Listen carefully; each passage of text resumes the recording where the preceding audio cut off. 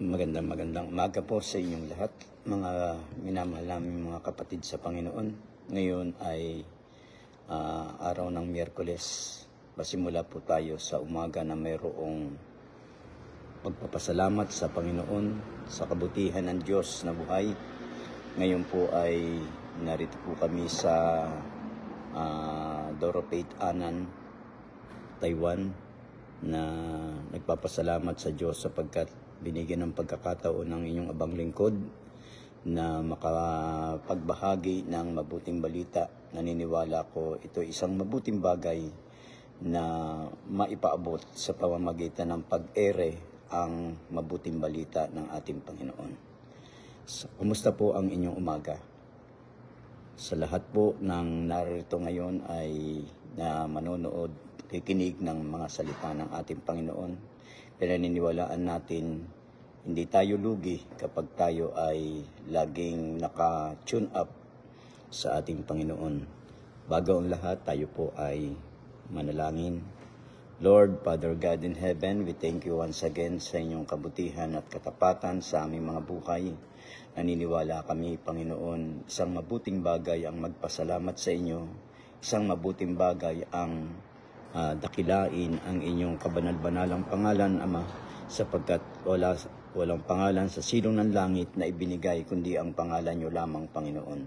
Kaya nga po, tinataas namin kayo, dinadakila namin ang inyong kabanal-banalang pangalan at pinupuri namin kayo, Diyos, na makapangyarihan sa lahat.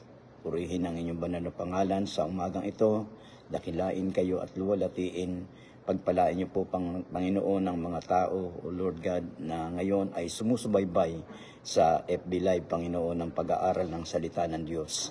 Salamat sa inyo, Ama.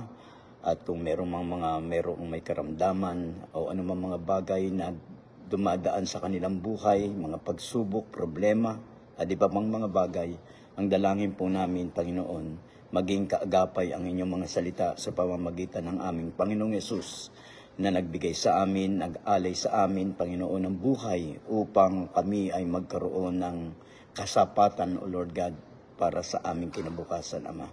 Purihin kayo, pagpalain niyo po ang umagang ito, pagpalain niyo mga salita na aming pagbulay-bulayan sa umagang ito sa pangalan ni Jesus. Amen. Hallelujah.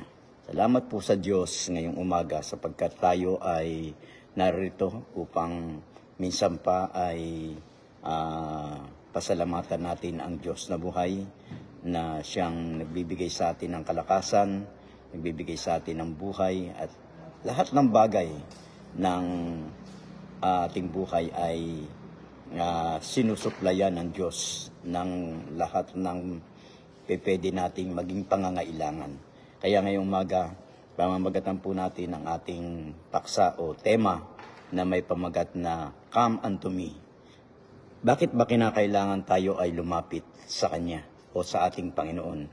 Sino ba si Jesus sa ating buhay? Ano ba ang magagawa ng Panginoong Jesus sa ating buhay? Narito ang ilang katotohanan tungkol sa Kanya. Sabi dito sa aklat ng Mateo, Kabanata 11, talatang 28 hanggang talatang 28 hanggang 30, sabi dito 11:28 to 30, sabi diyan, lumapit kayo sa akin kayong lahat na nanlulupaypay at lubang nabibigatan at kayo'y bibigyan ko ng kapahingahan. Pasanin ninyo ang aking pamatok at matuto kayo sa akin, sapagkat ako ay maamo at may mapagpakumbabang puso at makatatagpo kayo ng kapahingahan para sa inyong mga kaluluwa. Sapagkat madaling dalhin ang aking pamatok at magaan ang aking pasanin. Tatlong bagay lamang po ang aking bibigyan ng pansin sa bahaging ito na iniaalok ng ating Panginoon sa bawat isa sa atin. Lahat tayo ay nangangailangan ng kalinga, ng kasagutan, ng katugunan ng ating pong mga pangangailangan.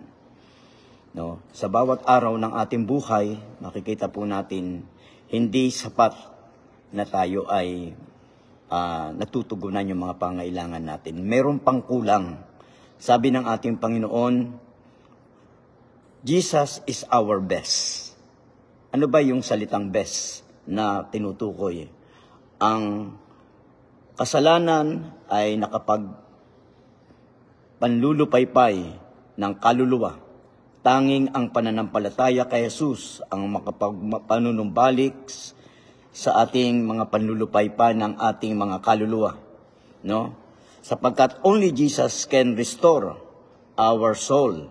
Siya lamang ang makapagbibigay ng ating tunay na kapahingahan. Totoo yun, mga kapatid sa Panginoon.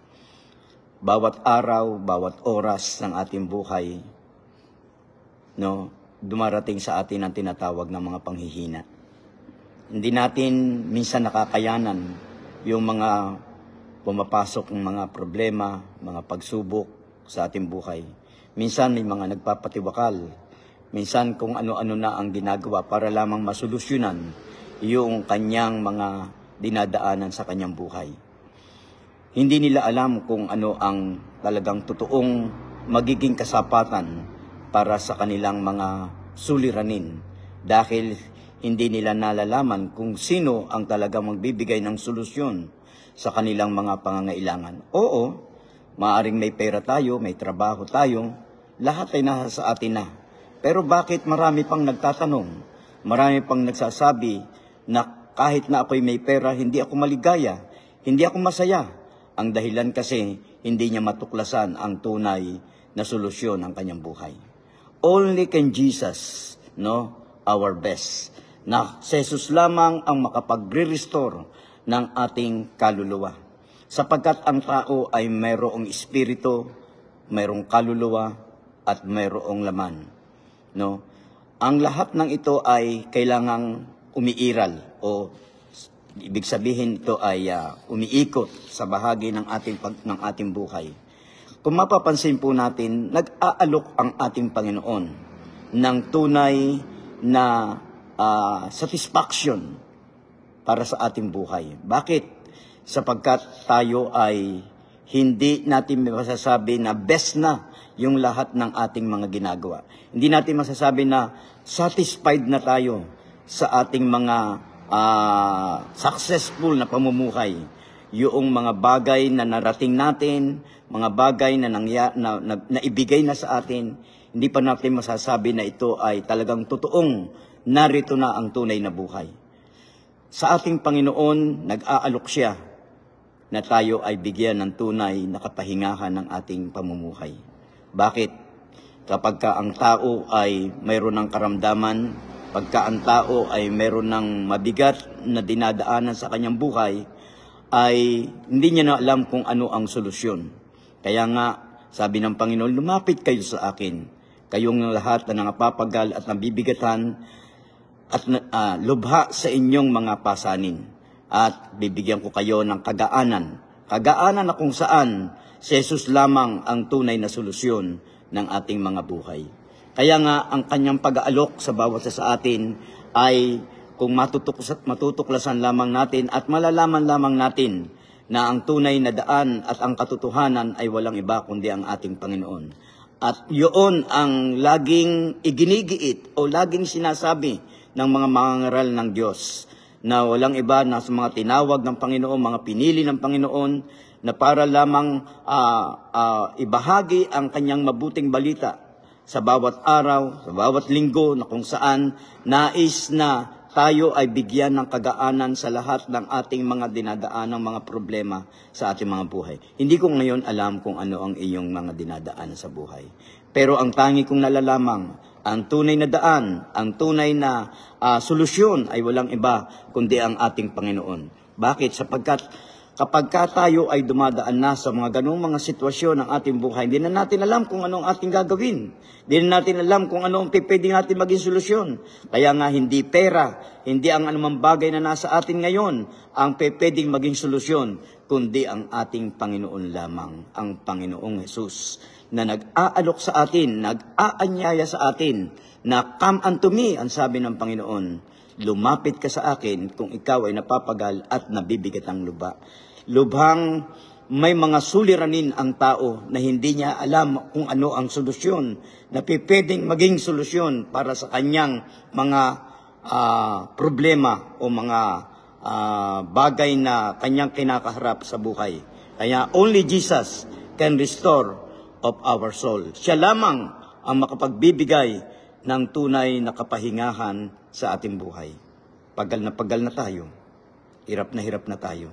Mga kapatid, iniaalok ng ating Panginoon, siya ang katugunan para sa ating tunay na kapahingahan. Pangalawa, Jesus is our teacher. Sabi dito, ang pamatok ay kahoy. Nakakita na po ako ng mga nag-aararo ng kanilang mga bukirin. Hindi pa pwedeng yung kalabaw lamang ang gumagawa. Kinakailangan meron din siyang kapartner. Kapartner niya ay tao na nagbubungkal ng lupa. Hindi kakayanin ng tao rin kung siya lamang ang magbubungkal ng lupa sa laki ng kanyang bukirin na kanyang tataniman ng kanyang mga pananim. Kaya kailangan niya ng kapartner. Kailangan niya ng katuwang na siyang tutugon para sa kabigatan na kanyang dinadaanan sa pagtatrabaho niya bilang isang magsasaka. Kaya makikita natin dyan, ang pamatok ay kahoy na kung saan ang hayop naman ay kanyang hindi niya hinihila, kundi ito ay linalagay niya ng pamatok yung nakalagay dito sa kanyang batok.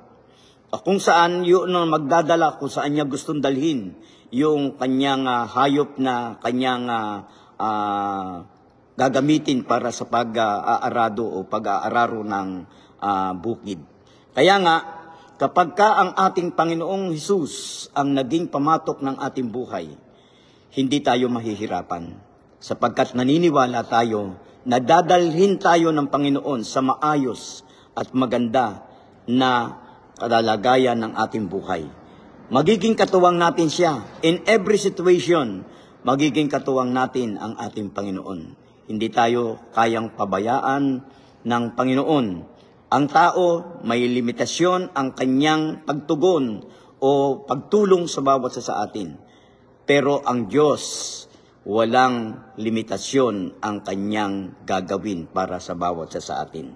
Dahil naniniwala tayo, ang kapangyarihan ng Panginoon ay sapat sa bawat tao na kanyang nilikha upang tulungan niya sa bawat araw ng kanilang mga buhay.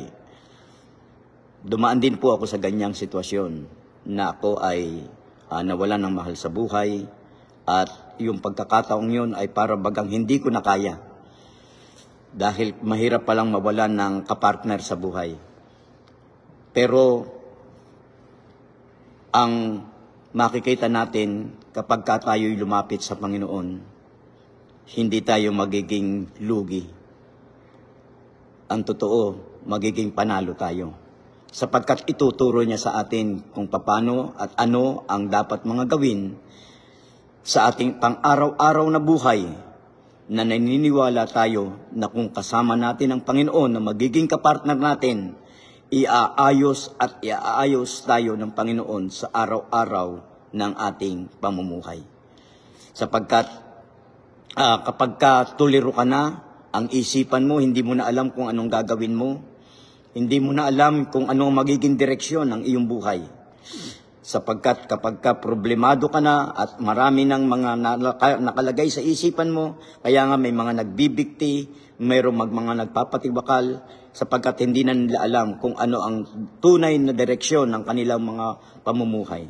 Pero kung mayroong aagapay, mayroong tutulong, mayroong magbibigay ng paalaala, mayroong magbibigay ng payo, naniniwala tayo, hindi tayo malalagay sa alanganin.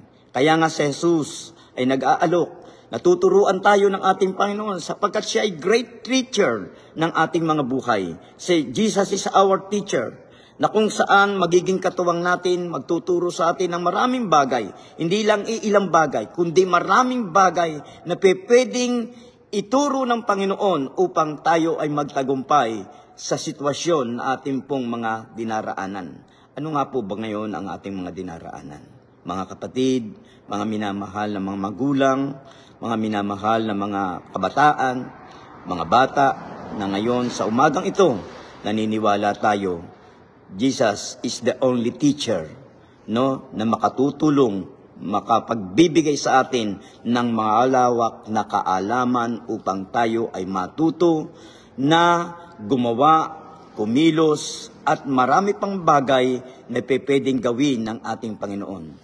Ang kanyang mga alagad ay tinuruan niya na sila ay maging matatag, maging matibay sa kanilang paglilingkod sapagkat hindi lahat ng pagkakataon ay kasakasama niya ang kanyang mga alagad. Kaya nga, bago dumating ang kamatayan ng ating Panginoon, sinama niya ang kanyang mga alagad upang turuan sila, palakasin ang kanilang pananampalataya sa ating Panginoon sapagkat alam niya na may limitasyon ang kakayanan ng tao. Kaya, nung turuan niya ang kanyang mga alagad, doon niya nakita yung mga kahinaan ng kanyang mga alagad. Kaya sabi niya, lumapit kayo sa akin, kayo mga nangapapagal.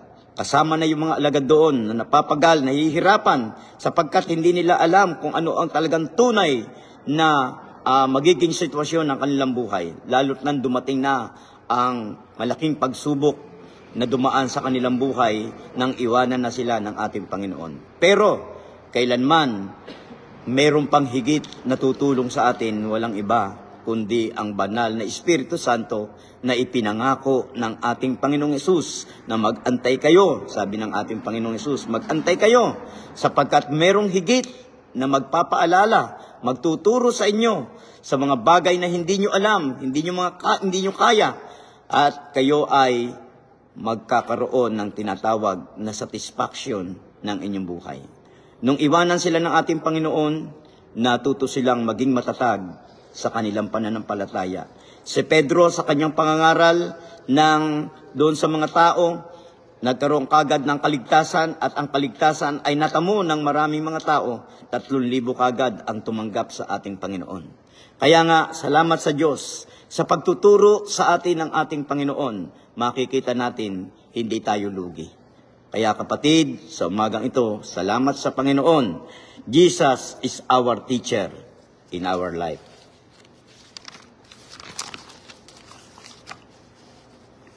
Pangatlo, Jesus is our Redeemer. Tunay nga po na tayo ay tinubos ng ating Panginoon. Ang tanging dugo lamang ng ating Panginoon ang naging tunay na kasagutan para po sa ating mga kasalanan. Wala nang iba na pwedeng pantubos sa atin sapagkat ang dugo ng tao ay hindi pwedeng maging pantubos sa kanyang kapwa-tao. No, Jesus is only our Redeemer, no, na makapagbibigay sa atin ng satisfaction. No, si Jesus ang maghuhugas ng lahat ng ating mga karumihan, ng lahat ng ating mga kasalanan. Kaya tayo'y tulad ng mga aliping naging bihag ng kaaway. At para matubos, kailangan mayroong magsakripisyo, magbigay ng buhay. At doon ay walang iba kundi ang ating Panginoong Hesus. Na bayubay doon sa krus ng Kalbaryo, ibinigay niya ang kanyang sarili para tayo na makasalanan ay magkaroon ng pag-asa sa ating Panginoon. Kaya itong tatlong bagay na ito na binabahagi ko ngayong umaga, Jesus is our Redeemer, no? Na tayo ay binayaran ng Panginoon ng kanyang banal na dugo. Dahil sa dugo na yan, nagkaroon tayo ng pag-asa at ng tagumpay ng ating buhay. Mapalad tayo mga minamahal na mga kapatid, lalong-lalo na yung mga nanampalataya sa ating Panginoon, sapagkat tayo ay kasama sa parada ng tagumpay. Pagpalain tayo ng Panginoon ngayong umaga, hayaan natin, maitaas natin ang pangalan ng ating Panginoon. Sino man ngayong umaga na mayroong mga problema, mayroong mga pasanin sa kanyang mga buhay, lumapit tayo sa Panginoon.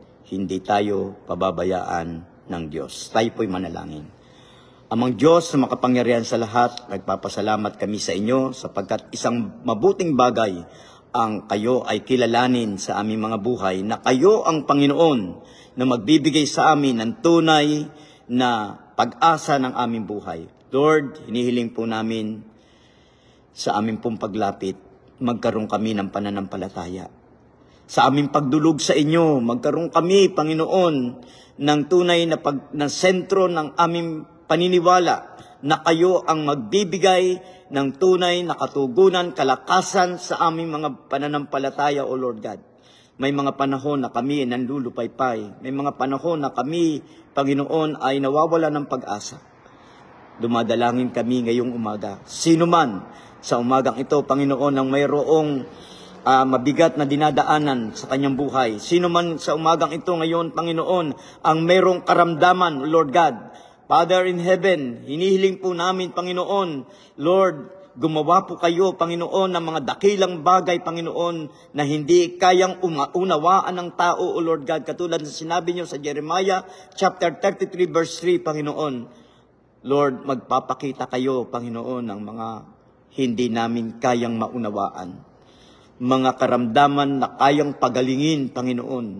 Lord, idinadalangin ko po, Panginoon, mga kapatid po namin sa umagang ito. Itinataas po namin sila sa inyo. Sino man, Panginoon, yung mga dumadaan sa mga problema, pagsubok, karamdaman, etc. Kung ano man yung mga bagay na kanilang dinadaanan sa buhay. The only solution is our God. The only solution is Jesus. Hallelujah. Inihiling po namin, Ama, Panginoon, hayaan nyo, Panginoon, ang inyong mapagpalang kamay ay dumampi doon sa mga tao na mayroong pangangailangan, mayroong karamdaman, na magkaroon ng tunay na katugunan, tunay na kalakasan, tunay na kagalingan, O Lord God. Salamat sa inyo, Ama. Wala kaming pwedeng sabihin, kundi ang tunay na pasalamatan kayo sa kabutihan nyo sa bawat isa sa amin. Purihin kayo, Ama. Ito po ang aming dalangin na may pagpapasalamat at pagdakila sa inyong banal na pangalan, sa pangalan ni Jesus. Amen.